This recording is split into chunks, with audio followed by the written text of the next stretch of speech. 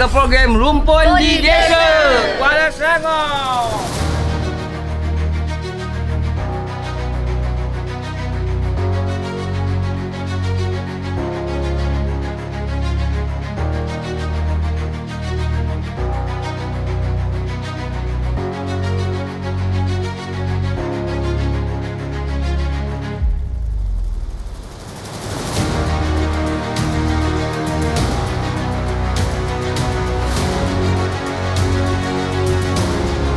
Nak tengok telur dalamnya ada telur tidak, dia akan cucuk sini.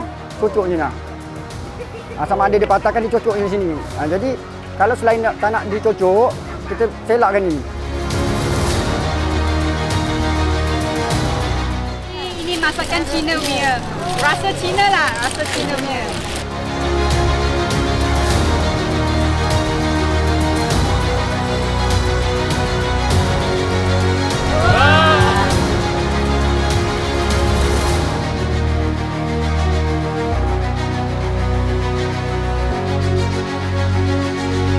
Okey, sekarang tengah berlangsung tarik tali.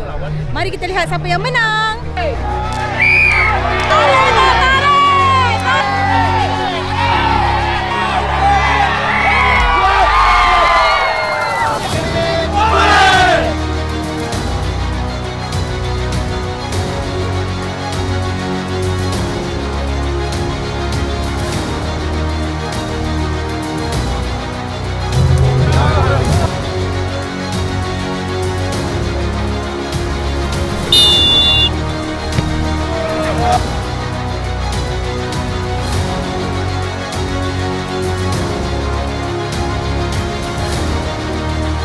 Petang ini sebentar lagi kita akan bersama-sama dengan YB Muhammad Rizam bin Haji Ismail untuk kita ziarah kedua rumah senap terlantar dan satu rumah iaitu usahawan yang kita akan ziarahi. Jadi kita ziarah memanggil masa mungkin 15 minit saja, mungkin usahawan tu kita ambil 3,5 jam lah. Selepas itu kita berakhir kata akan pergi ke satu tempat lagi iaitu lokasi di Cendol Sawit.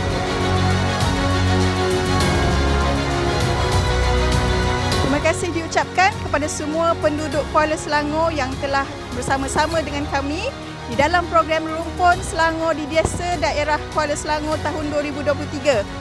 Tidak dilupakan juga kepada semua agensi yang telah bersama-sama bekerja keras bersama kami pada hari ini. Terima kasih kami ucapkan. Jumpa lagi. Bye. Rumpun